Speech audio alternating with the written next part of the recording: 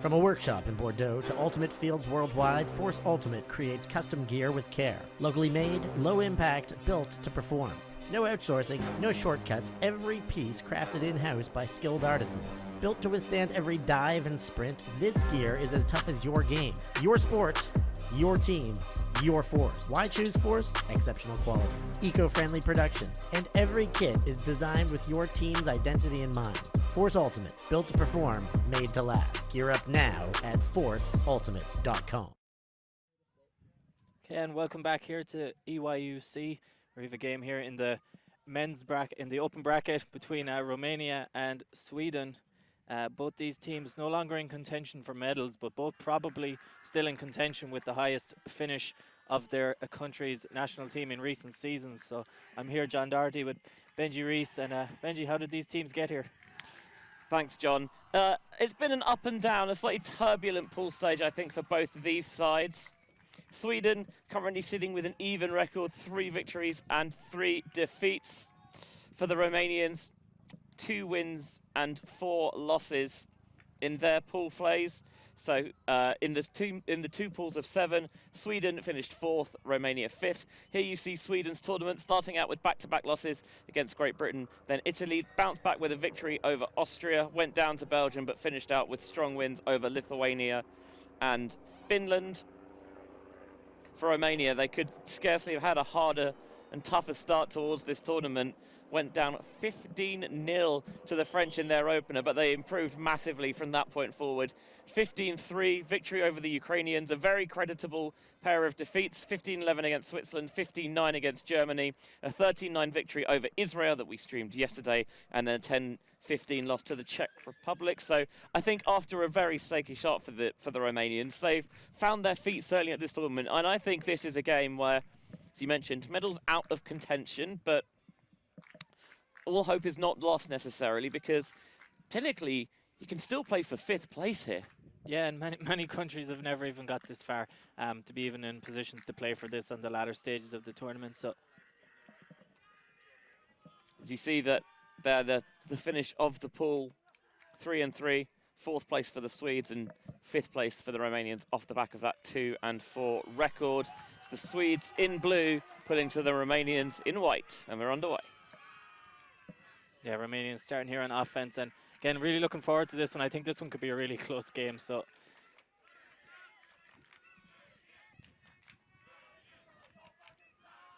we've seen this a lot from the Romanians. They're very capable of swinging it back and forth, and look for them to shoot deep when they get opportunities. But this Swedish team coming out in what looks like a zone at the start, deep, very deep. So Romania capable of playing in this win. We've seen it yesterday with the Shea brothers, Eli and I think Noah, and 2 of the main players on this line, and we see Eli on it there, and he's been a bit of a beast in the air deep. It's interesting to see him in the handler space here, maybe wanting to get a bit more involved onto this till later in the game. And yeah, it feels like quite a containing zone here, but the Romanians swinging, thought they maybe had it behind that front line. Good work by Sweden just to put it on.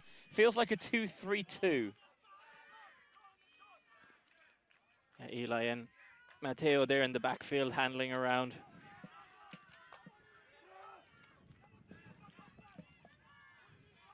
Getting it off the sideline. Swedish zone going to be keeping with the zone. Some teams like to transition, but not the Swedes yet. And I think that's what we can expect to see from Romania in these conditions if Sweden keep doing the zone here. Yeah, it was quite windy in their game. We streamed yesterday the Romanians against Lithuania. No, not Lithuania. We streamed Lithuania versus Israel. We streamed Romania versus Israel. We streamed Lithuania versus Austria, didn't we? Yes.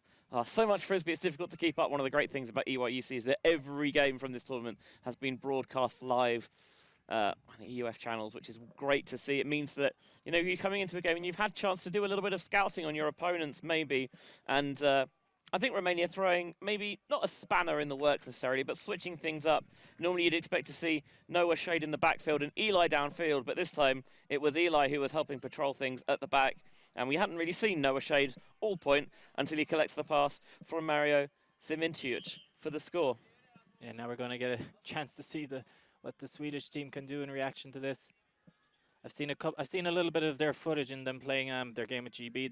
They've been very up and down at this tournament so far, and I think this one has the potential to be a little bit spicy at the end. Two teams that they kind of not unspirited is definitely the wrong word to say, but a bit of a vibe about them of yeah, we're the guys. They can play with fire at times, and especially at a youth tournament, I think you get that in a lot of teams. It's not uncommon that, you know, players, they have a certain presence about them, I think.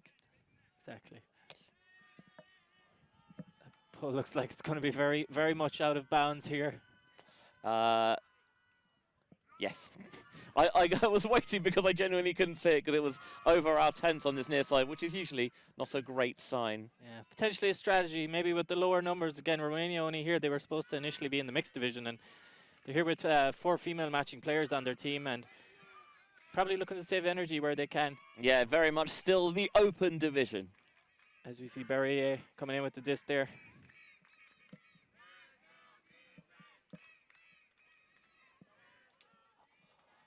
Hullage back in the handler space also, and looked a bit like a zone, but yeah, it's zoned by the Romanians as well, so both these teams starting with the zones, but I think we're going to see most of these teams are going to get rid of their zones pretty quickly, as the Swedish team just responding just as effectively as the Romanians did by progressing it very quickly down the field. And I think from what I've seen at this tournament so far, teams aren't going to struggle too much against zones in these conditions. No, it was really windy yesterday, but very still today, and I loved the scuba that really got the possession rolling for the Swedes.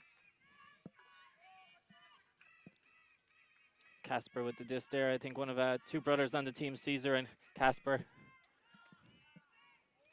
Oops, just letting him know he's there with a bit of a bump there, just to let him know. Yeah, some of the players, they'll have to work on how to use phonetics next time around when we ask for how to pronounce their names. Some non-PG names sent in by the phonetics, so I'm going to stick to what I... It reminds me a little bit of the Key and Peele sketch of the substitute teacher. Yeah. Exactly. AA, Ron? That wouldn't even be the worst of what I've seen so far. Yeah, Casper wears the 24 and his brother Caesar wears the 25, the Nilssons.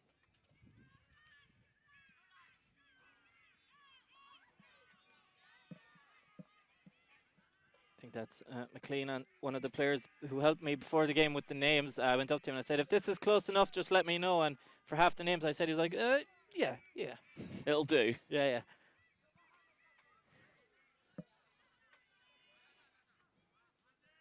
And the Romanian zone seems to have slowed them down a little bit here. There's lots of bumping going around the disc. I don't think it's that malicious. Both these teams just slightly fiery teams, and again, both looking to get a win here. So happy to kind of get both teams. I feel are type of teams that are happy to get a little bit up in your face. Don't mind getting slightly boshy. I think maybe you could ask for better body control, even though I think that's something that's maybe a feature of a lot of youth events, is that lack of body control. And Ultimate, of course, is theoretically a non-contact sport, but if both sides are happy to play with a bit more physicality, then usually you just let it slide.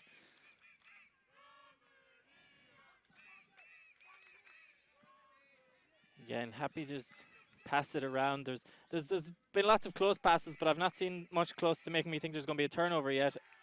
And there isn't one there, as the Swedish managed to slot in. Found it a little bit more difficult than the Romanians, but they get the job done. Yeah, I like the temperament there of the Swedes. Happy to just go backwards if they didn't see a forward pass, as long as they could keep things moving, keep things ticking over.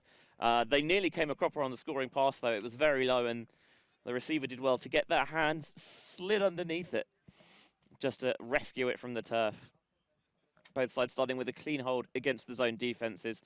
I'm with you. I think maybe if you're conscious about conserving legs, especially looking at the Romanians with a much shorter roster, that is something that you could potentially look at. Is, we stick with zone so we can try and maybe make some of our key players have to move a little bit less. But when it's still, it can be very hard to try and find those turnovers, because with zones, there's usually always someone free somewhere.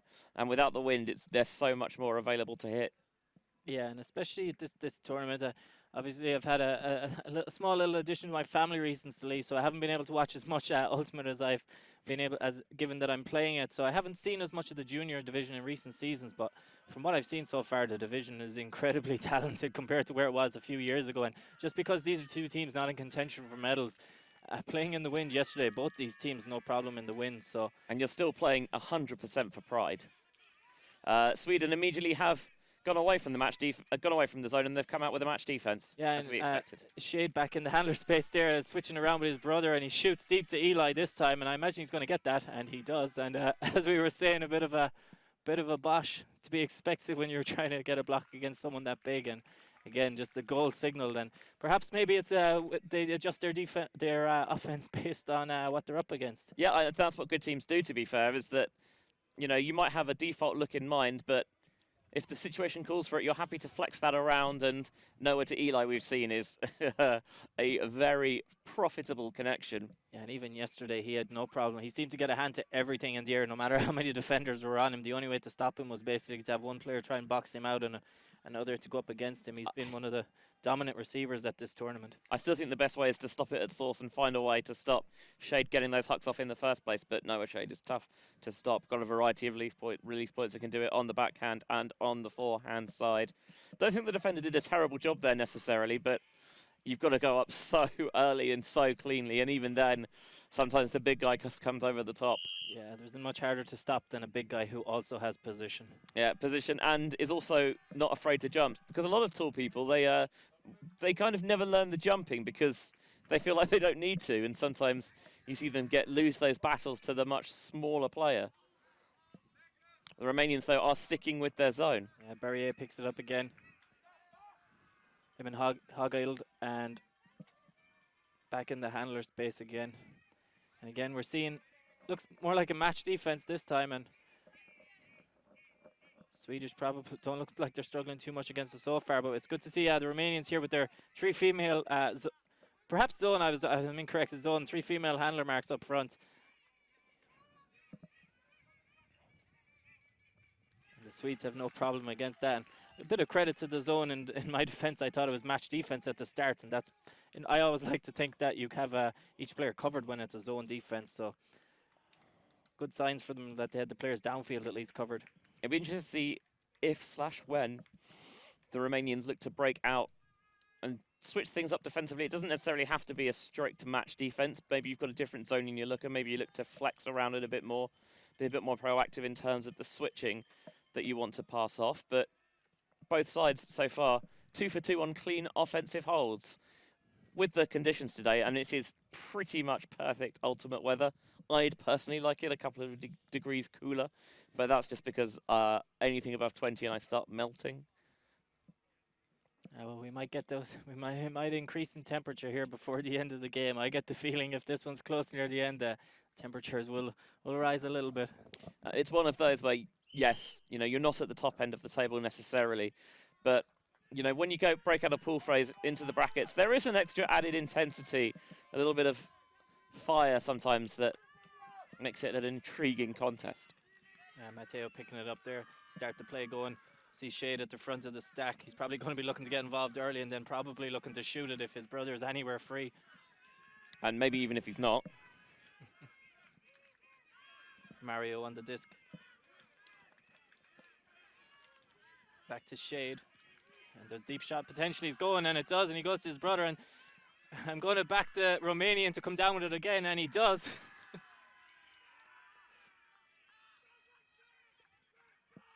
And he is incredibly juiced after that one. And I thought the Swedes defended that one very well. Credit Gustav Herlin, because it felt like he was in position. He's not a small fry himself as well. And he did apply pressure to that. He really did, but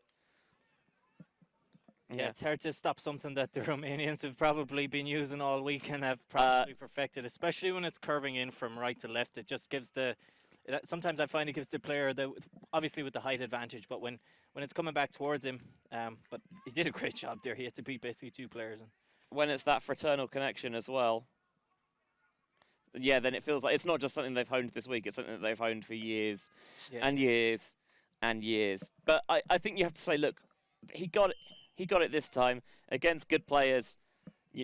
It's going to happen. But if you keep putting pressure on it, you trust that eventually you do, but they'll fall away. I kept thinking that yesterday as well, and he kept getting a hand to every disc, no matter how. Not all of them. He is human. I felt he got at least a hand, and I'm not saying he caught all of them, and there was one or two maybe he could have caught, but I think downwind shooting one to him one-on-one it's just as It's good tough. as trying to work it against the zone. So huge pull here. Romanians at the back, or Swedish at the back with Kasper picking it, centering it to Berisha. Been impressed with the pulling all week, actually, across the divisions. McLean here on the disc, one of the players I was talking to before the game. Got good vibes off him. He's talking a bit of smack about some of his coaches, his Malmo coaches, should I say. Any particular Malmo coach you were thinking of? Potentially someone in charge of media here at this tournament, but all in good spirits. I agree. That's the way to get into the favour. Make sure you smack talk the boss. Clemens with the disc here, stuck on the sideline. Throws the hammer. And I believe it was McLean who missed it, and he gave me free rein to give him a bit of abuse if he messed up. So I would not necessarily put that one on the receiver. That hammer came down with a high degree of verticality, a very sheer trajectory on it, and unable to catch the steepling disc. It would have been a tough ask, but that's the game's first turn. Romania with a chance to take a break. I'm gonna say McLean said I had free rein to let him know. So. But I agree. Difficult one to catch in Romania with their first chance of a break here. Stuck in the back corner of the end zone, and they do have their deep option that they want on the field, but it's very deep and it's slightly upwind, and it's a swing instead over to Matteo again. So they do have a couple of their O-line players, and Eli here with the disc. I say O-line, they kind of only have two lines, so there's going to be a bit of rotation. Eli shoots it. Lovely. Hitting Matteo, who's cut deep from the handler space.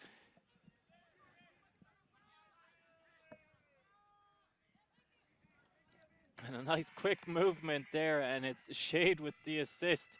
And he hits it to Milia with the score. I think a lot of the handlers actually involved there at the end after that hook. So great to see the great follow-up play by those players from just being in their end zone a couple of seconds ago. And great upwind score break by Romanian. I really like the way the Swedish O-line started the defensive work there, because they forced the Romanians back into their own end zone. Noah Shade had to lay out deep in his own territory to keep it alive.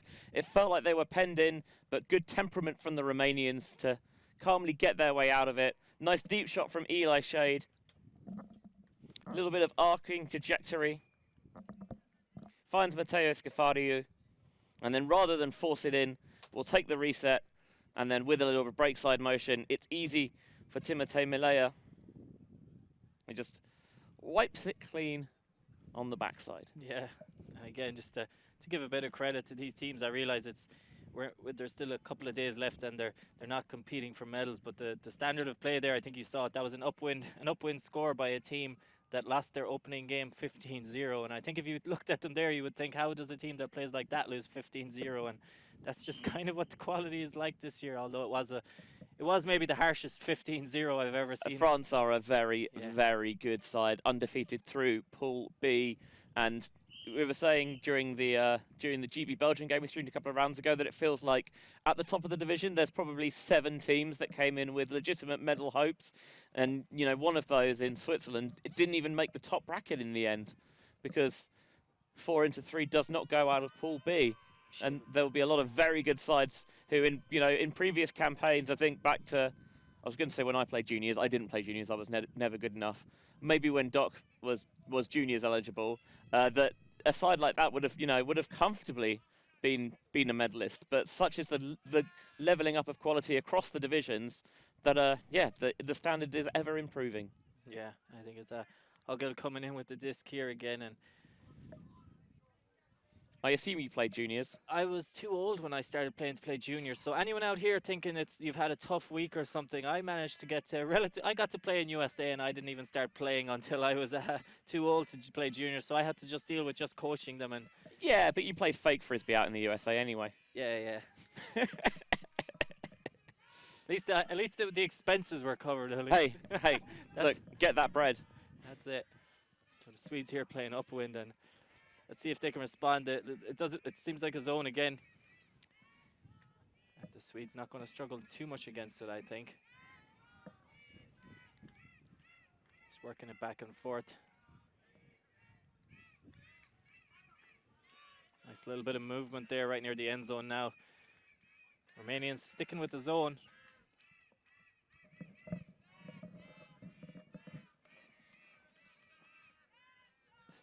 Decide not to throw the overhead that time, and just unable to hold on to it. Good pressure by the Romanians, and they're going to get a chance at another break. Matteo, when their main handler, is picking it up again. Doesn't have a deep shot going yet, but nice high release flick, hits it to Shade and hits it to Eli. Nice grab. I really like the way that, just to begin that, Scafariu didn't just look downfield, he flipped his hips to turn inward, and that gave him the angle to get the flick to the break side. Looking for Eli again and probably getting it again, and he just pulls it down, gets it over his own teammate, and takes his, I believe that's his third one of the game. I think it's been 3 hooks, 3 catches, and every time decent pressure by the Swedish, but that one was the cleanest in my opinion. Eli Shade is like a kaiju, isn't he? Towering over the terrified citizens and wreaking havoc, leaving a trail of destruction in his wake.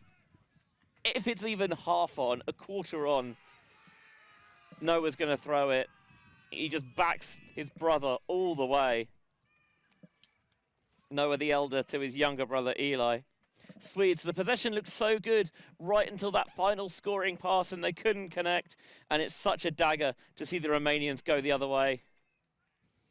Yeah, it's just to kind of, again, just to highlight the quality of the tournament. It's like, just you get on, you make one little mistake, and straight away the other team goes, and that final throw, there's a bit of a crosswind there, and whatever about it being maybe like, how would we say, it's not an easy target to miss when you're throwing to someone that's been making those catches, but the quality of the throw to put it into that space can't be really can't be overstated. It was not an easy throw to put it exactly into that space. A lot of players might have just looked to throw it straight down the line, especially at the junior level. So seeing junior players realizing where to throw it to make it just even harder for the defenders. It's really high level throw, and I believe it was a timeout called. I'm not sure who called it. Potentially this. I imagine Sweden. Yeah, I think they probably called it. I know one of their coaches, I think Jonathan Andergaard, so I think they'll be having a bit of a talk there. A number of these players are going to be playing with, I think it's Oriro next week at the summer tour, and at the moment they're in contention to qualify for the EUCF, and I think they have a good chance this next weekend to stay in it. They had a wonderful spring tour event on home soil, I think, where they were, where they ran the table, and they were sitting 4th in the rankings for a long period of the season. As the summer tours get played, they get a bit more connectivity. That ranking will probably come down a little bit, but certainly they will back themselves. Yeah, Stefan Angelgård, the father of Jonathan, as well, the Örebro club. Trying to get Swedish Ultimate back to a place where it was when I started playing, and it was kind of GB in Sweden duking it out at the top of the Open Division. Thinking about the 2011 EUC final, a final that I'm sure was played in wonderful spirit without any controversy whatsoever. Dragosh there with the pull. And Barriere getting us back underway. I like the throw and go movement here, trying to get some dynamism in the backfield. Yeah, we're seeing the three female handler marks up at the front again. And the Swedes have no real problem with that one, and they get to score into Philly Junior, as he wants to be called. So again, a nice clean one there. And again, good to see the zone. It makes sense that they are, like Romania, again, remember, originally supposed to be entering this tournament as a mixed team, and maybe they were in a situation where they had to decide could they even take part in the tournament anymore, and they decided, you know what, we can still enter into the open division, and obviously, with 10 male matching players and four female matching players, it's going to be harder, obviously, in terms of not even having more than 2 lines. But they've been getting wins, and they're leading here, and they've shown some great play. And again, it's not a team I had really known much about. I think just before I was starting this week, I realized that they were. They're runners-up in under-17 mixed last year in Ghent, and the first time we've really called, I nearly called him Martin, Axel Filipowski Hybe. Of course, his parents, Martin and Carolina? I need to double-check my maths on that one, but yeah, both powerhouses of Swedish Ultimate, and seeing more and more second-generation athletes coming into the sport. You think about, Sweden, they haven't been at that top table for probably a bit over a decade now, but all of those players who were so good at that period, they'll have had kids, they'll be bringing those kids up, and we'll be seeing and hearing a lot of familiar Swedish names over the next few years of second-generation athletes.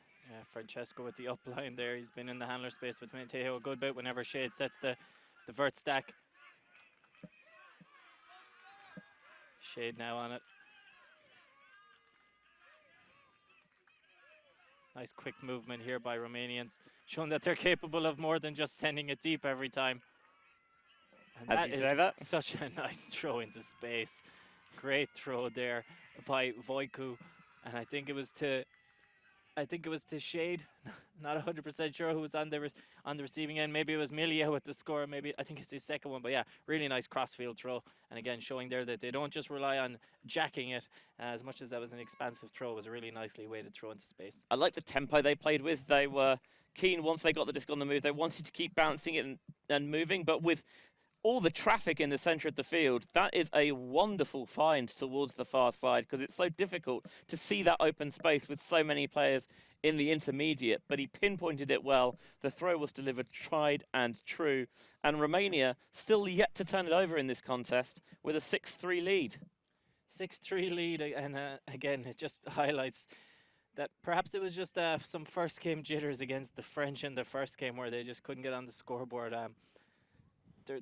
They're potentially a bit unlucky that maybe they just had one or two tough results, and I imagine they're a much more complete team now at the end of the week than they were at the start. And again, with perhaps you could say maybe just the fact that they only have the 14 players, they get a bit more used to playing with each other, they get more reps, and you kind of naturally just start to fall into a certain style of play where you kind of, look, my kind of role this weekend is to be the person who gets into this space, and yours is this, and that can help as opposed to a team where you have so many players.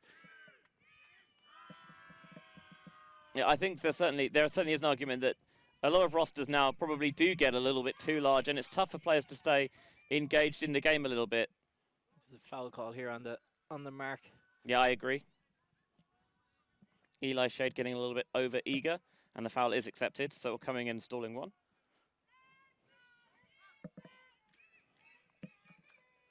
Casper on the disc. To Maxi. Back to Casper again. Big bid by the Romanian. He sells him with the fake. It's a nice swing off the line here. Philly Jr. with the disc now in front of the end zone.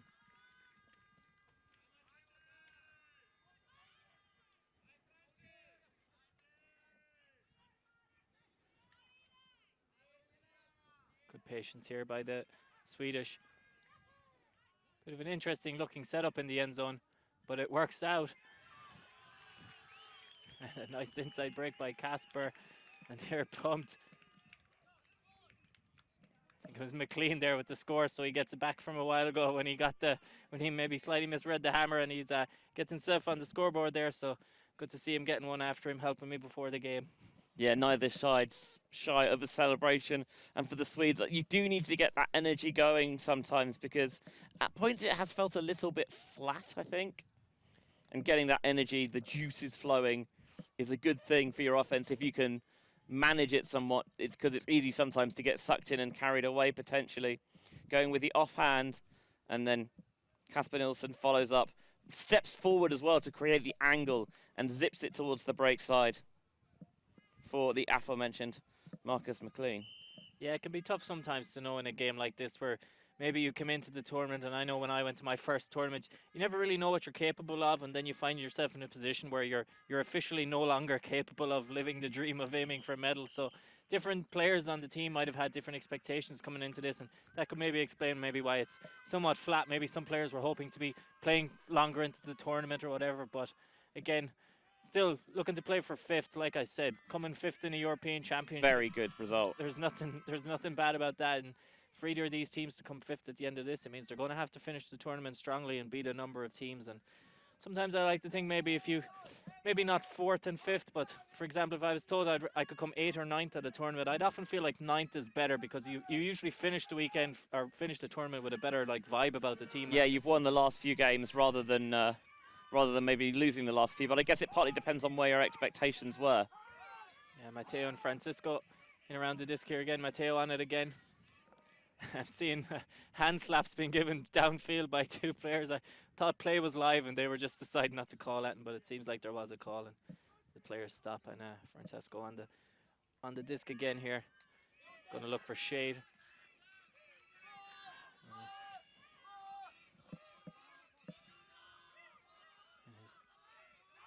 Probably going to hit his brother, who's decided to come under and was probably pushed about 20 meters deep there. So Eli on the disc now.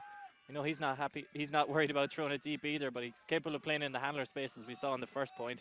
Yeah, good recognition. They recognise they're giving you so much of a buffer because of that threat you are in the deep space that actually, you know what, I'll come back and handle for a little bit. And Matteo on it again now. Nice throw, good attacking by Shade. Puts it deep, and I'm not sure if he's going to be able to get this one. Maybe he will. It's very close. He's signaling goal. There doesn't seem to be any objections, and that's a really great. Maybe slightly overthrown, but not really when that's your receiver. And you could argue it's the perfect throw. Is maybe the only player on the field who could get to that. And great towing of the line. And again, showing he's not just someone who has to reach into the air. He's able to make catches and toe the line. And that's such a big score. And again, I think you said it already. I'm not sure if the Romanians have turned yet. Have they turned on defense or? I'm going to ask you a question, Doc. Was he open? I'm going to say yeah. I don't know. I mean, he don't know if he was that open. There's 3 defenders in close proximity, but the ability here to have the wherewithal to toe the line, the acrobatics at the back of the end zone, did give the little slap of the hand to the closest defender afterwards. But this is, again, just you give me an inch and we'll take a mile. Yeah, great toe on the line there. And one thing people often talk about when, like you said there, was he open? It's different players can be open. If you look at the same picture, some players are open and some are not. It might just depend on speed. I don't necessarily say, I'm going to out-jump you and catch it, but I've had players throw me the disc when I'm 5 meters under my defender, knowing, well, if I throw it 60 meters, I think you can make up 5 meters on it. All right, brag. But they say this about, real top wide receivers in the NFL. Like, if he's single covered, he's open. Yeah, and I think that's the case, especially in Ultimate, because you can wait it out there longer and you can get the disc to sit there. If you have a high-quality thrower, it's impossible to guard a really fast player one-on-one in a tight space sometimes, unless you can mash them for speed. But then they just develop the habit of coming under and hooking it, and I know that's how I started with the sport, and forgot to learn all the other skills that we're seeing on display here, such as these inside breaks and intricate throws. Took me quite a couple more years to learn how to throw some of these passes. And you can see here Sweden now with a really nice passage of play. I think he maybe could have pulled the trigger on the deep shot, but decides, actually, I don't love it, and I believe that if I reset it, we can just flow it into the end zone anyway, so not a problem. Yeah, I think it might have been Cornelius. I haven't seen him on yet, so perhaps the D-line player maybe wants to play a bit smarter on the O-line, keep his place. McLean swings it out wide. Barisha with the disc, puts it back into Philly Jr. Some good passage of play here, and relatively easy score. I'm not sure if there's a travel being called somewhere. I'm not sure exactly where, but I think saying that trying to get that high release on the final pass, just going for a foot drag, I think, seems to be the indication. Yeah, and there hasn't been, I've seen 1 or 2 Romanian games and I haven't seen too many calls, so. But there doesn't seem to be too much disagreement over it. I know you can't contest it, but you could at least try and talk the player out of it. But it goes back to Philly Jr. here again, and we got the Romanians again with their three female matching players on the field here in their zone again. Let's see if they can get a bit more joy. They haven't been able to get a turn yet in this situation, but the first point they did slow the Swedish down, and this he almost gets it on the second bid, but good reaction there by the Romanian defender to get the block. I think it might have been Marat with it, number. Yeah, it's Mara Yordash who's picking up after the turn. I reckon she might be 2 foot smaller than Eli Shade, her teammate. Yeah, I'm not sure which the number 2 on the Romanian roster is. I don't see his name on our list, so apologies to you. Female matching players in the handler space here, working it around. I tried to give them all a shout out the other day to get their names, give them the shout out, because it's working with it here. The show takes the shot. Unfortunately, great to see that though, because it shows there's a lot of confidence on the players. I feel like maybe some female matching players, if you're in a team like this, you might shy away from feeling like you should be taking some of these shots. But again, they're used to playing mixed, and again, they wouldn't have got this far unless they could rely on those players. So great to see them having the confidence to shoot it there and basically stringing 3 or 4 passes together with each other there. And they're back into the zone look again.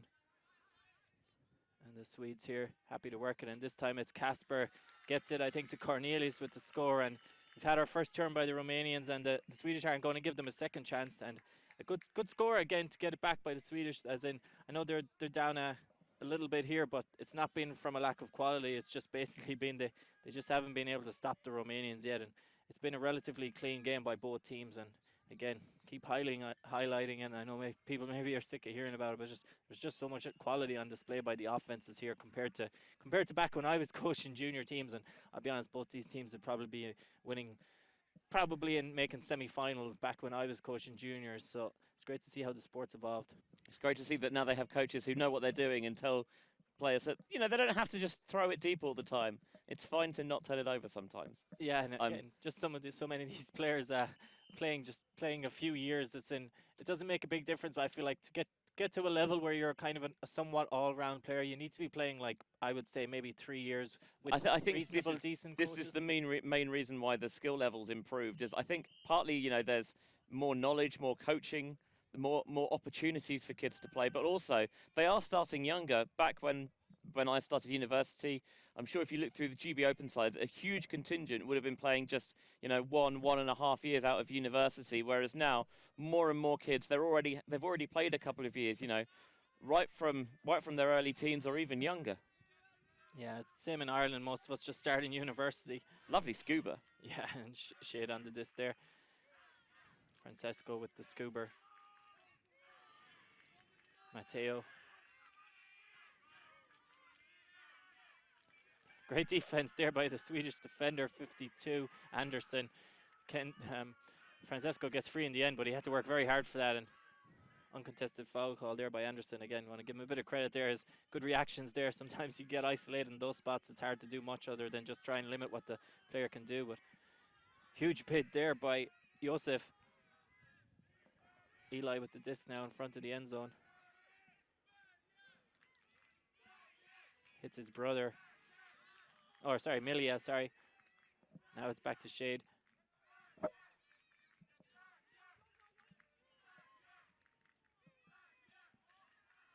Francesco with the disc in the front of the end zone. And yeah, just got a little rush to throw, a bit of a blade. And I think if you're going to miss when it comes to throwing to Eli, maybe miss a bit higher. But he just wasn't able to get his hand down to that one and catch it. And first chance here in a while, I think, for a break for the first chance all game for the Swedish. For the Swedes to get a break here now. So let's see what their D-line offense can do. Well, we'll have to see it after the timeout. Exactly. Maybe that's why they decided, hey, we actually haven't been in this situation yet. What are we supposed to do? Maybe they forgot that they haven't had a chance in a while. But again, it's been a nice clean half so far by both these teams. And again, it just goes to show the quality that both these teams have basically been two teams that have been struggling to actually get wins. And this has been a good quality game. Elsewhere in this kind of mini bracket where the winners go into the 5-8 bracket and the losers go to play for 9th. Switzerland have a 6-4 lead on Austria. The bottom two finishers in each pool. They've got their own crossovers as well. Israel up 9-2 on Finland. Lithuania have a 7-4 lead on the Ukrainians. So Ukraine and Finland both went winless through the pool. Ukraine keeping within touching distance of the Lithuanians. Finland, again, another country that has been world champions in, many generations past at this point. But I think it's important that even if you're not necessarily at that same level, that you do keep sending these teams to tournaments, that you keep getting players experience. You have a chance to put those irons in the fire and begin to shape them and get used to competition, because otherwise, you get into the older age divisions and you're playing as a novice on the international stage against players who have been playing for a decade or more for their various national sides, and it feels like such an uphill struggle. Yeah, again, for my own country there, Ireland now is a bit of an example of that, where I thought maybe they'd be at least able to get a mixed team to this event, but deciding to maybe do things a bit domestically there. But you can't afford to do that too many years in a row before, like you said, you fall off. And again, looking at the standard here, it's like you can't take 3 or 4 years off and expect to even send a team that could compete now. Any teams coming here who are sending teams that have not been playing maybe a couple of seasons are going to really struggle, which is completely fine. But then maybe some players just decide, is it worth going? But I think at the junior age bracket, it's always worth sending the teams. If you can send teams to the event, they'll take something away from it. And Swedes here ripping through the zone. Anderson with a nice leading pass. And Burge with the disc. Up to Anderson here, fakes the hammer.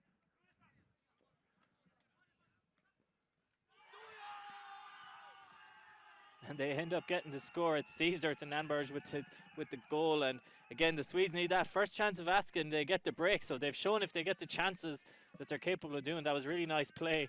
Worked it up the field and slotted in for a relatively easy break. I think that's what they need to do. Take advantage of the fact they've just got so many more bodies out there and run hard, because it's going to be tough for the Romanians to consistently keep up that intensity all game. Bear in mind, this is now their 7th game of the week, and I think naturally there will be a bit more wear and tear in those bodies than there were at the start of the tournament. Yeah, exactly. Again, as much as I like to think when you're young and you're only playing 2 games a day, it's more the top 2 or 3 players maybe on the roster that are really grinding some of your results. And to be fair, I'm not saying they're relying on 2 or 3 players. Obviously, they have 2 or 3 players who are maybe seem to be getting all the highlights, but we've seen them pass it through many players there a while ago. They're female matching players on the handler marks at the front of the zone were working the disc with themselves. So it does seem like they have 14 players they can rely on. But if you're trying to win a really tight game near the end and you're kind of maybe relying on your, shall we say, star players, it can be a little bit tough. So again, we'll see how it goes. And I'm not sure if he touched that. I think there's a bit of a debate whether the player touched this, but I don't think they did. Didn't really look like they were making any effort to stop that disc, so I think it's going to be coming to the front. And still very good field position for them here. Yeah, Matteo with the disc and the ISO on Shade at the front, but I'm not sure he's going to get free this time, so does get free the second time at Askin. We haven't seen Romanians play upwind in a little while, so let's see how they do here. And he's going to put it, and this one I'm less confident he's going to come down with, but he might get there. He does. Don't know why I doubted him. Huge grab again. They've got a 3-on-2. And then he slots in the goal, and I believe it's Matteo again. So, again, great to see the handlers. I mean, he was in the handler space a couple of seconds ago, and now he's catching the score off a hook. So, again, like I said, maybe we talk about that running and grinding when you see the handlers are the ones catching your scores 2 seconds after a hook. And there's only so long you can keep sprinting the length of the field. By the way, it was a good fundamentals twerk afterwards from Eli Shade. I must admit, my body could never do that. Yeah, I've enjoyed the energy that we're seeing from the Romanians when they celebrate. There's kind of very subtle, kind of not in your face, but just you can tell they're having a bit of fun. And yes, I think if this game gets a little tight near the end and there's a little bit of frustration in the other team, it all starts to bubble up, and that's what I'm hoping for here. Obviously, we've said neither of these teams able to win medals anymore, but playing for 5th is nothing to be shy about, and just the fact that you'll get to play some of the best teams in Europe if you end up winning this game. I mean, with the deep shot there, the Swedes, they could tell stall count's getting high. They feel it's coming, and they had a defender flash across Caesar Nilsson to try and stop the lane, but he didn't get there in time. The deep shot went up. Eli Shade brought it down, and then there were 3-on-2 in the end zone, and it was always going to end up in Romanian hands for the halftime lead. Yeah, we've halftime there. Time flew in that one. It was pretty quick, and yeah, we're going to have a little bit of a break now, and we'll come back in the second half and see if the Swedes can turn it around a bit. They've shown they can get the breaks when they get the chances, so will the Romanians give them any more?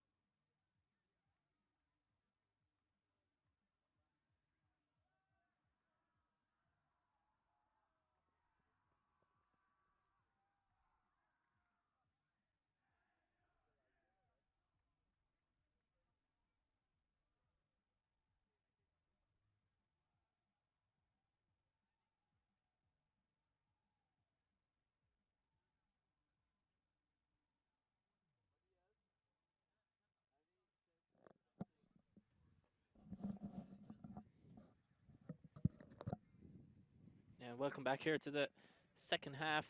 I think the players decided to take a slightly shorter half than they were entitled to. Romania going to be taking the pull here with the lead against Sweden in this game, where both these teams are continuing to fight for the honor of playing for fifth. Yeah, 8-6 the Romanian lead was as large as 3 at points in the game, but the Swedes have managed to get one of those breaks back.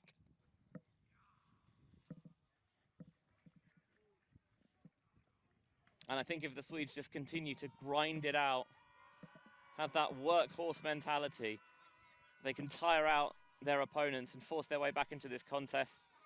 Really well judging of the pool there, was right on the sideline and waited, and in the end trusted that it was just going to tail out of bounds. Yeah, Barry there, just close one. Almost the perfect pull by the Romanians. And match defense here by the Romanians. Flat stack by the Swedish, maybe split stack. So I think a little bit different then, because the Romanians were almost entirely zoned in that first half. Casper with the under. Decides not to hit McLean deep. Huggild puts it to Anderson, who maybe has now moved to the O-line. Philly Jr. stuck on the sideline. That's it back to Huggild. Anderson again. He's looked lively when he's been on the disc. And unfortunately, they're just slightly overthrown again. Maybe just needed a couple more reps on the disc earlier, as he's just been moved to the O-line, but he has looked like he's been progressing the disc. I think he just put too much shape on it. Could have been a flatter throw. Tried to do too much. Shade with disc here.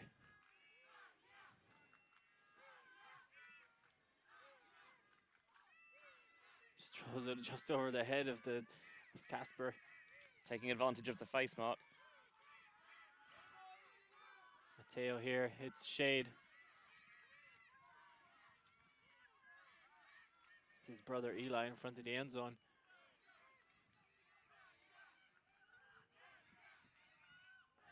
Happy to go backwards.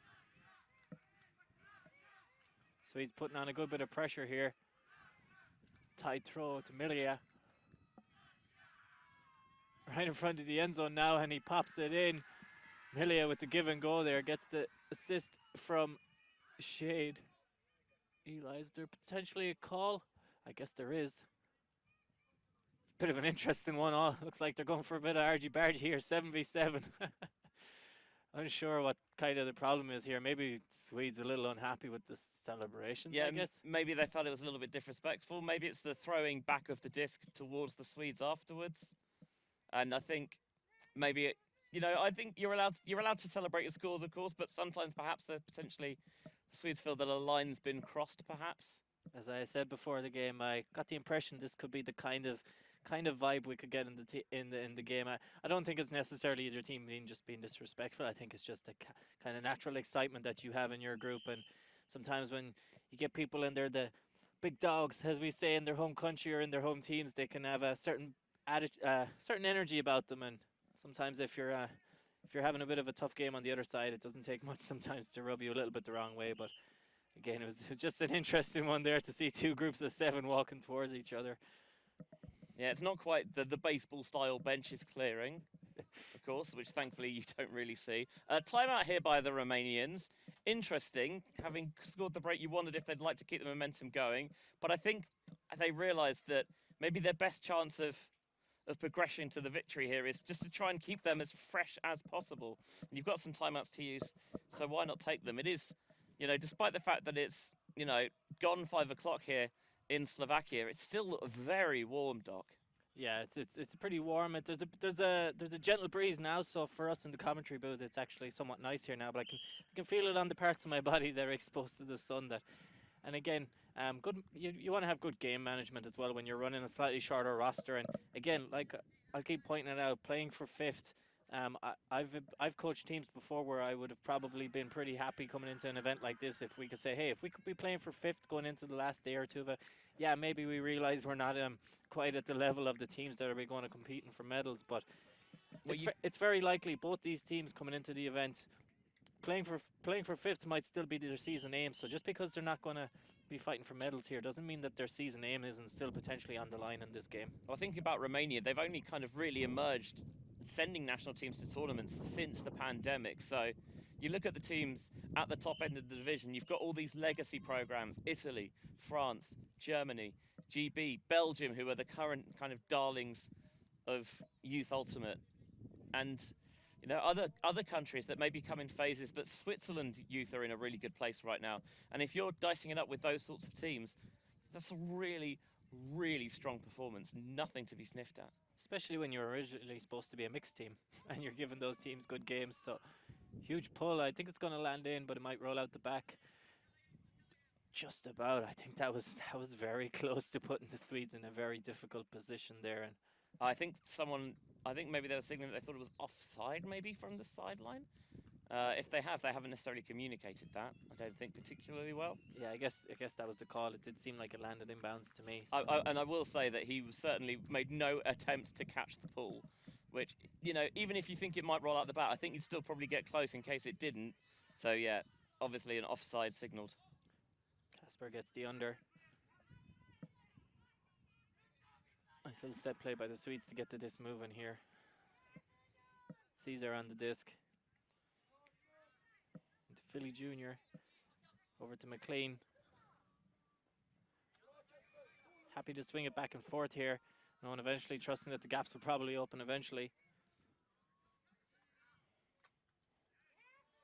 Joseph with the throw, and that's McLean with, I think, his second, maybe his third goal of the game. But nicely, I'm sure he's just enjoying his little celebration there, throwing a little bit back at the Romanians. And I'm a fan of all that stuff at the junior level. I mean, at the end of the day, yeah, sure, some of them are maybe over 18, but there's a lot of you could still call them essentially kids playing here. And if they're not going to enjoy it now, when are they going to get a chance to do these funny little celebrations that maybe us slightly older players might be wondering, oh, these are TikTok celebrations. Kids these days, old man yells. Kids these days, as I say with my grey hairs and walking stick, has old man yells at iCloud. Yeah, I've recently become master's age, so now I realise I'm almost probably close to. What do you mean recently become master's age? Only in the last year. This is really? the first. Yeah. I thought you were like 50. I know. Sometimes I walk around like that when you see me eating, but that's just how it is. I just like to complain, you know. Just wanted to make the point as well about Marcus McLean, because Marcus, yeah, that sounds like a very Scandinavian name. McLean, I don't know how many McLeans you get out there in Sweden, and he's originally from Glasgow, and all of a sudden that makes the puzzle pieces fit together. Exactly. I was wondering why this man just seemed to vibe with me so well. Just my name. The Celtics. Yeah. God, if I'd known that, I can go much harder on him for the rest of the game now. And hope he gets on the. Hope he has so many more highs and lows for the rest of this game. I don't want to be just tearing into him. Yeah, a couple of scores to his name as well. That always makes you feel good about yourself. Shea gets the under. I think if I'm the Swedish, I might want to start pushing him deep a little bit more. He seems to have a lot of freedom on the under. He hits from Francesco up line. Travel called. It's one thing I've noticed that the juniors, many players don't realize you can call the travel and then continue your stall. And an overthrow there, and the Swedes are going to get their second chance of a break in this game, and they're 1 for 1 so far in terms of attempts. They haven't turned over with their D-line yet. Yeah, last time the Romanians went zone after the turn, but this time it looks like they're going to go one-on-one. Philly Jr. with the upline to Kasper. Shoots it deep to Caesar, his brother, and he runs it down, one-handed catch, and I imagine we're going to have a bit of volume here from the Swedes.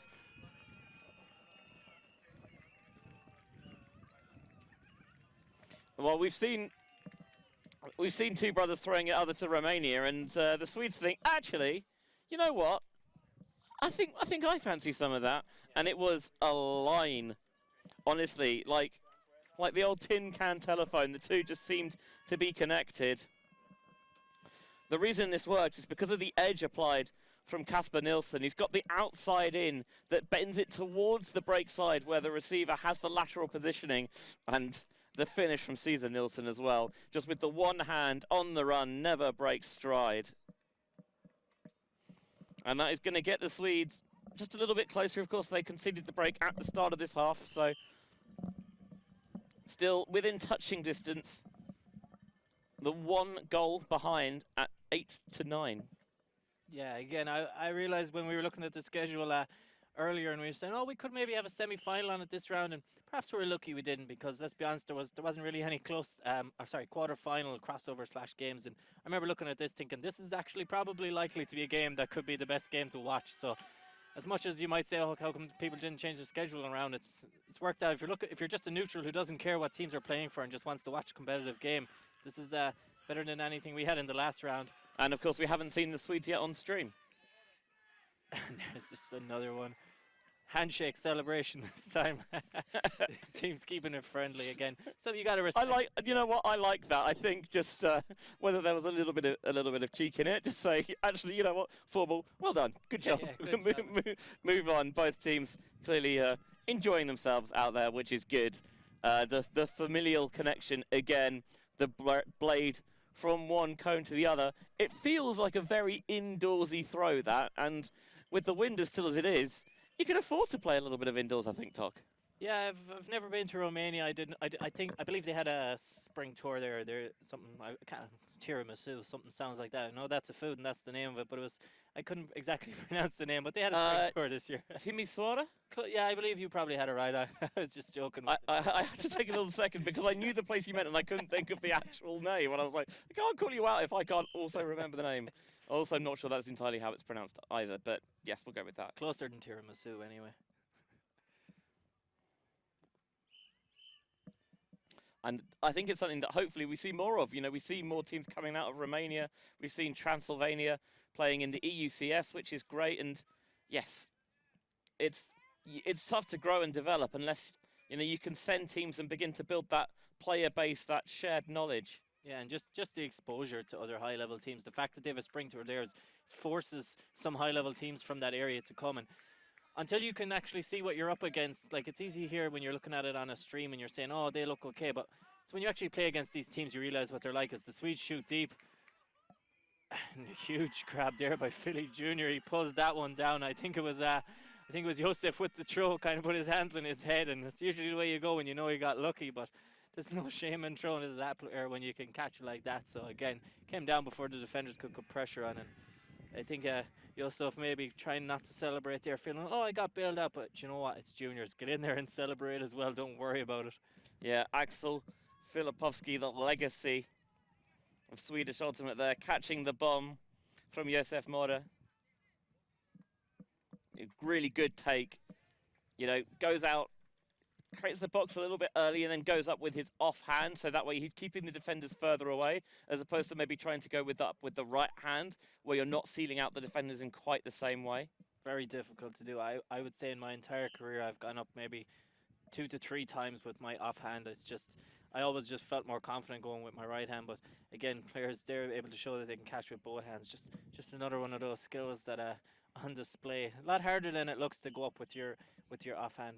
Perhaps he's left-handed, but that looked like a... To be fair, he has been very confident with his left hand. He certainly sets up as a righty thrower, and it does feel like that he's using offhand throws, but more and more, if you want to be an elite player, you don't have to be ambidextrous, but you have to be comfortable in using your offhand, both for throwing and catching. Two Shade brothers hanging back in the handler space here. Again, I think they just realized they don't want to just hang out deep, and it's almost too obvious. I think what we're more likely to see is the brother, one of them taking off from the handler space to run deep. And huge hammer here. I'm not sure that's one's going to find its target.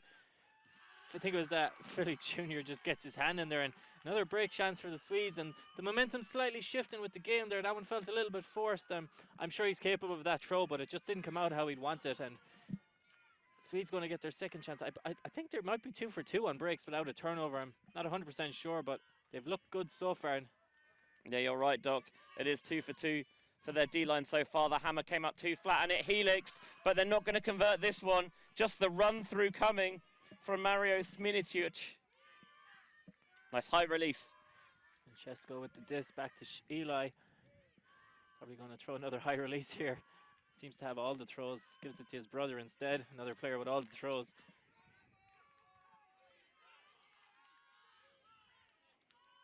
He's very surrounded, it's very cluttered. Still count, got to be getting high. And he manages to just keep looking and eventually finds EYUC. I'm going to say, normally I find when there's stall outs, I usually don't agree, but that one did feel like a while. But Yeah, he seemed to look off a couple of dump options. And I think it's because there were so many players around him, completely surrounded, that it meant that no one was actually that free. There was too much traffic, and I appreciate, you want to go back and help and provide an easy option, but you also have to recognise that there are times that there's too many of you in there, and you're best off going elsewhere for maybe a throw over the top. Yeah, or finding a soft space. It did feel like it took a while. I'm not sure if it was going to be the 10, but in terms of what you normally see people calling stall outs on, that one seemed much more reasonable than a lot of the stall outs I get to see this season. Normally you go back and you look at the clock and you realize that's 6 seconds, but I imagine that one was closer to honest. So I usually, when I feel like it's closer to honest, even if it ends up being a little fast, I'd almost like to just see it being turns, because too many players fast count. But it goes back to Shade anyway, and Francesco with the disc again. Bit of a push there on to the back of the handler. Matteo with the disc. Jams it up the line to Shade in the front corner, and you'd imagine he's going to make a right decision here, and shoots across field 2 players, and they both almost get in each other's way, but it's Mario who comes down with the disc. I would have liked to have seen a bit more communication between the 2 Romanian teammates there, because they very nearly cut each other off. Milea and I think Sminiciuc, just to have a look at it, but with a better communication, it's clear who the option is, and actually means the other player can back off a little bit and maybe collect a tip if you don't get it cleanly.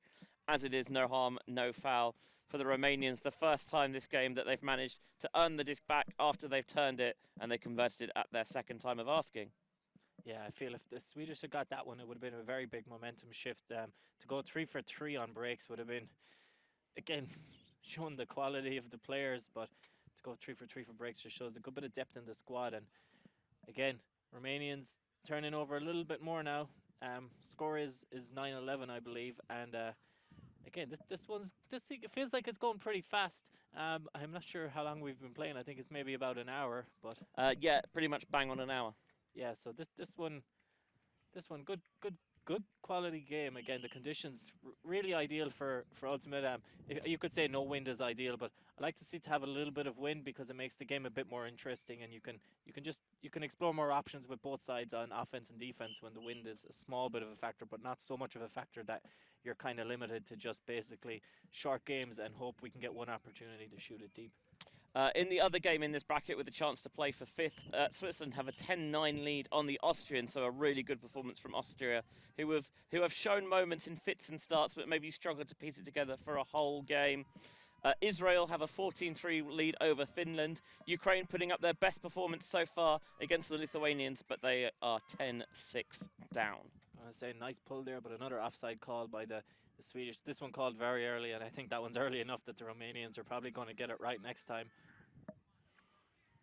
Josef with the disc, I believe. McLean. Bit of a slip, and he chose it anyway. Unbelievable tackers. Insane. Josef again, not happy with that one, and this time his teammate isn't able to bail him out. I love the clean catch block, though. Can't let a chance to get a receiver get some seconds if you gobble it up yourself. Shade with the disc here, hits it up line to Matteo. Bit of forward momentum. Travel called, I think. I'm not sure whether it's a travel or it's a push-off, but evidently something was up. Yeah, I initially thought he was going to call travel, but then a couple of seconds later, nothing had been called. It looked like he looped his cut a bit, but I think most players tend to do that when they just want to turn and look upfield. And get back in play. Shoots it deep. His brother's in the area, so I'm going to just imagine. And he misses one, and Josef gets it back, so... That's generally what they've avoided so far, is hucking into a crowd.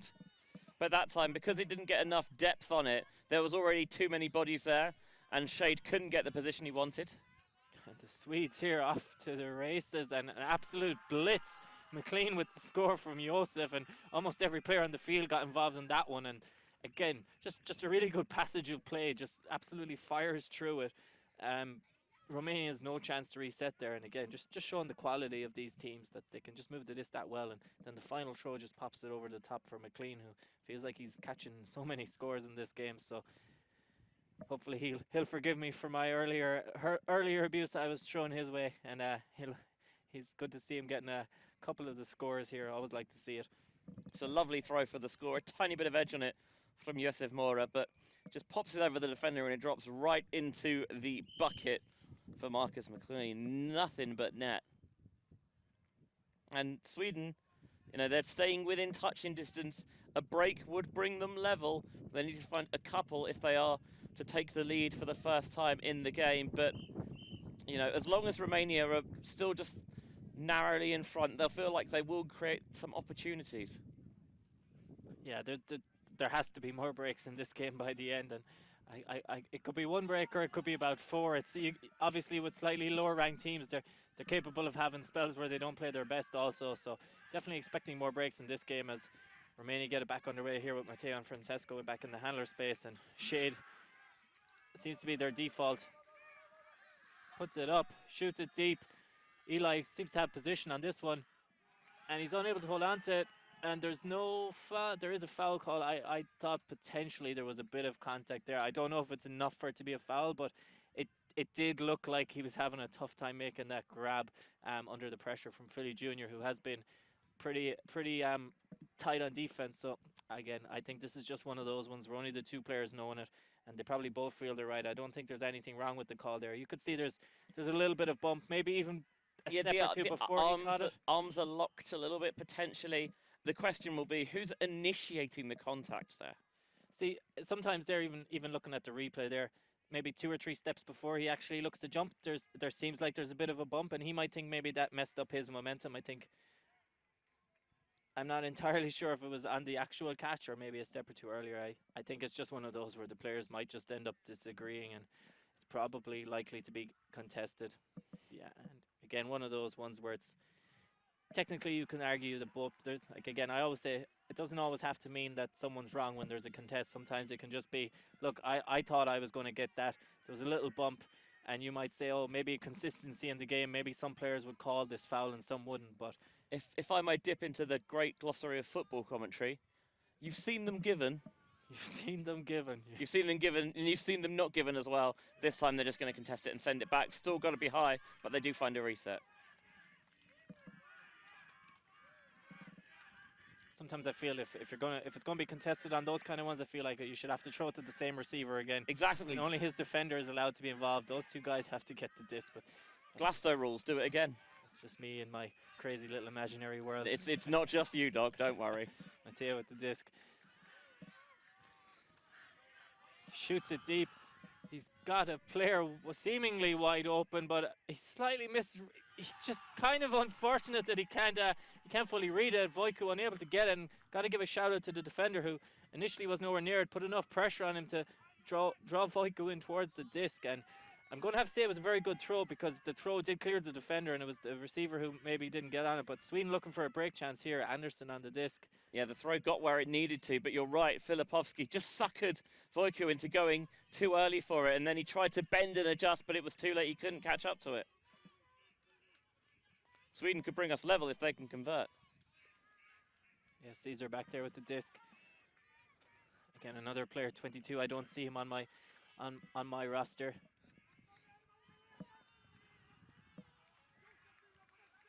Anberge back there, back to Anderson again.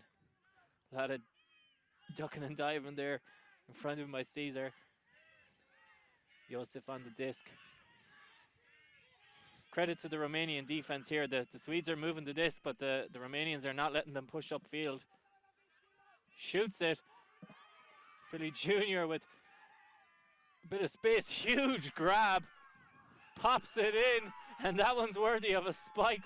We don't have his number on our roster, 22. Great follow-up play, but that one was all about the grab of Philly Jr. Huge grab and great follow-up play by his receivers. And Swedes get their break, and Romanians now are in a bit of a tough spot here. They're walking back slowly. Again, it's hard when you've got 14 players, but I think this is a good time for a timeout that they take. And yeah, like I said, we've got a game here. You might have said maybe stream one of the last round games on in this round, but this is turning into a really good game for a neutral who just wants to watch a competitive game. And I would find it hard to predict who's going to go on and win this one, because we've seen some great plays from both teams, and we've seen a couple of errors that I wouldn't say are fatigue related yet by the Romanians. Yeah, you wonder if where the Swedish depth will begin to shine through.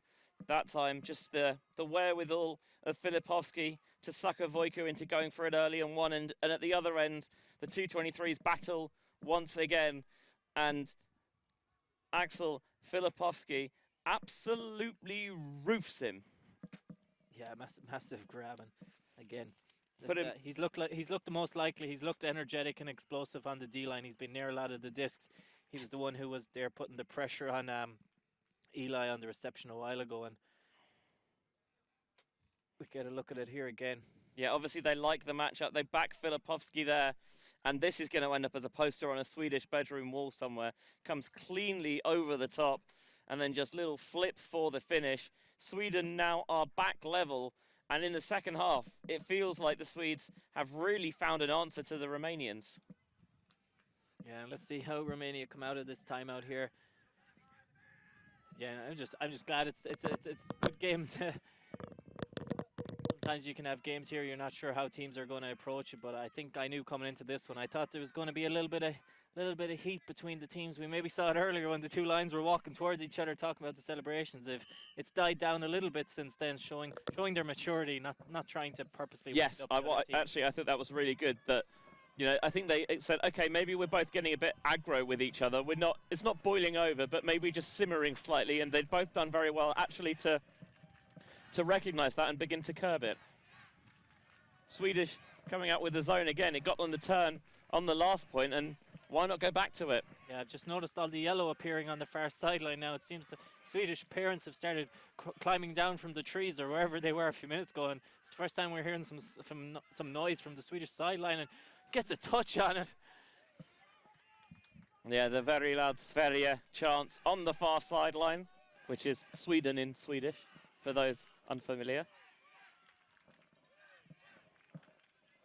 Zone here by Sweden. Not too I think it's going to take a bit of a miscue by the Romanians, and just as I say it, it's what ends up happening, and they pop in the quick break. I think it's Caesar with the score, and that's just how quickly a game can turn.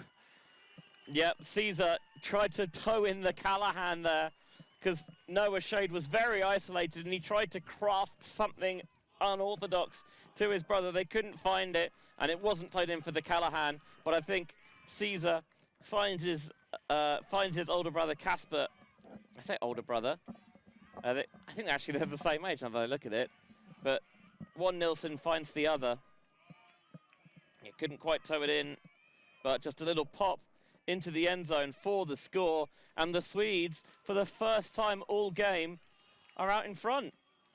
Yeah, and the worst part for the Romanians is that came right after a timeout, and it came from basically a throw error. I think maybe required a little bit more effort, or I don't want to say it was a lazy throw, but it wasn't. I think player of his caliber is easily able to get that throw to where he wanted it to go. Just the wind picked up slightly, but I think it's more that he felt like he was marooned on an island there with no one for company, and he tried to put up the flare for an SOS, but it wasn't answered.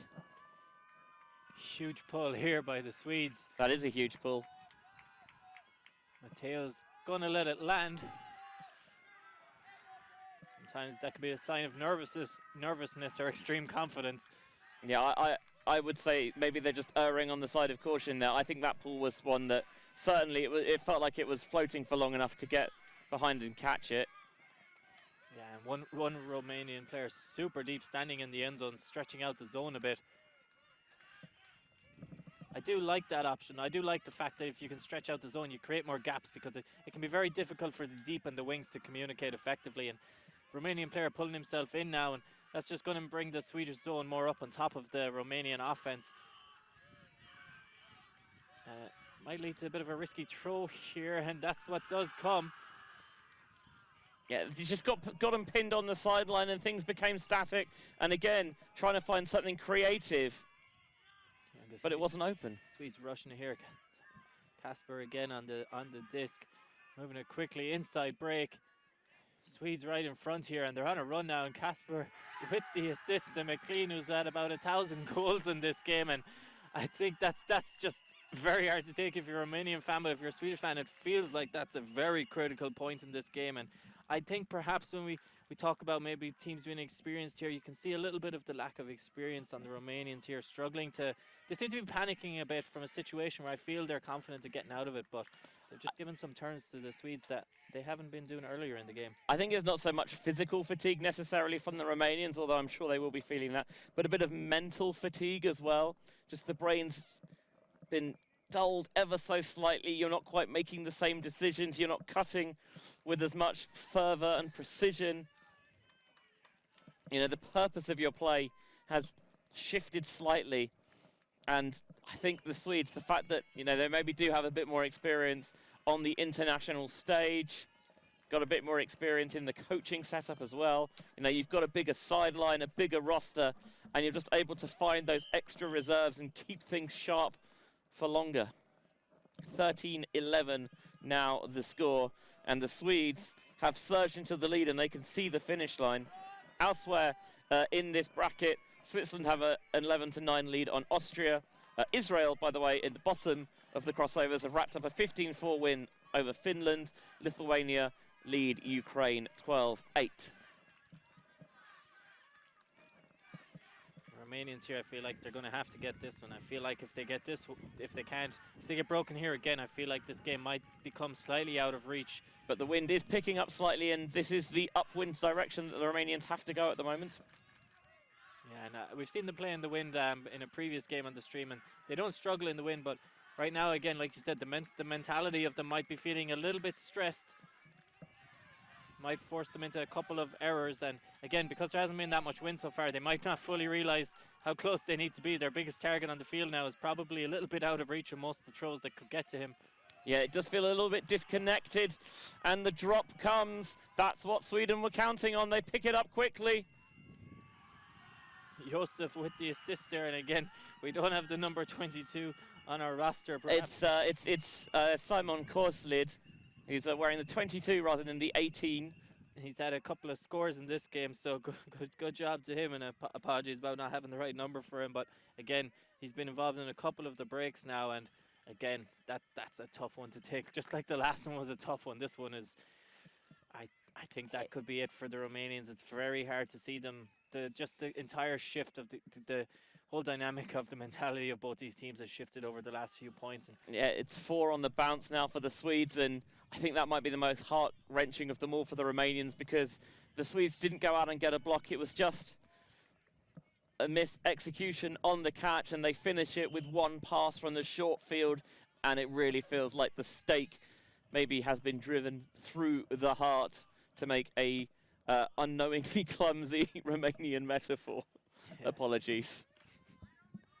I promise, when I started it, I hadn't thought through the full implications. Well, Romanians going to look to try and keep the game alive here. They're going to have to get a couple of breaks in a row to see this game out. But either way, great performance by both these teams in this game. If you're at home watching this game as a Romanian fan, you shouldn't be feeling too downhearted about the performance the players have put out here. Such a small, ultimate nation, and they've been, every time I've seen them, they've been putting on a show, in my opinion, and I can't wait to see them again in future seasons once these players get a bit more experience at this level and just continue to grow and get to play more international, maybe with a club team.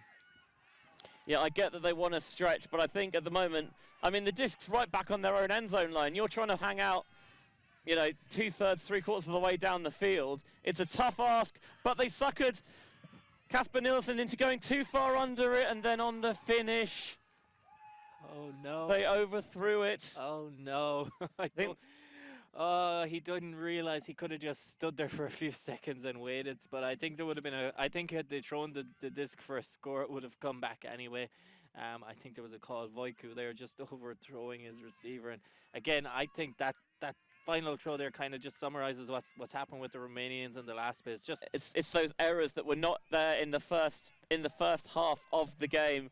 As they've worn down, they've just begun to creep in, and it's understandable, but yeah, the Swedes, to their credit, have taken advantage of them. Their break conversion rate has not been 100%, but it's been very, very high. Yeah, and looking to potentially seal the game here. Anderson rips it. Casper gets it, throws it. Number 3 running it down, hurling. And I believe that's the game for the Swedish. And obviously, congratulations to them. They're going to go on and keep playing for 5th. But for the Romanians, I realize this is probably the last time they're going to be on the stream. I do want to say I've been a fan of them this week, given they came here as a mixed team, given what they've been up against, given their first game. Hopefully they go out of this with their heads held high. I know right now their heads are going to be down. It's a very frustrating loss to take, given how they played. But if you remove maybe 20% of the game here, they looked absolutely amazing. And again, congratulations to the Swedish for turning it around and going on that massive run to take the game. Yeah, that's the difference, being able to sustain it for the full 90 minutes, because Romania were better for the first half of that game. You know, it showed going in to the interval, but in the end, just the extra depth and experience of that Swedish roster told. There'll still be huge learning points of this from the Romanians. They did play a great game, and I'm with you, I've thoroughly enjoyed watching them this tournament. I thought both sides, where there was a potential for a little bit of needle at one point, they really called the Jets on it, which they deserve credit for recognising that and being proactive and not letting that potentially fester at all. That shows really good maturity, and the Romanians will be better for having had this experience and, you know, for coming here and maybe at the next EYUC that, you know, actually you've got a slightly larger roster. You've got players who already have more campaigns under their belt, and that might give you the edge in these tight games. But as it is, the Swedes fired off a 6-point run to finish that game. Once they saw the opening, they barged their way through it, and they would not concede. Yeah, and that's not the last game of the day. We've still one more game here now in the next round, where we move on to the men's, essentially quarterfinals, and we're going to have the Czechs taking on the Italians for a spot in the semi-finals, and that one's sure to be an exciting game, so we're looking forward to bringing that one to you soon. So stay tuned, and we'll see you in the next round.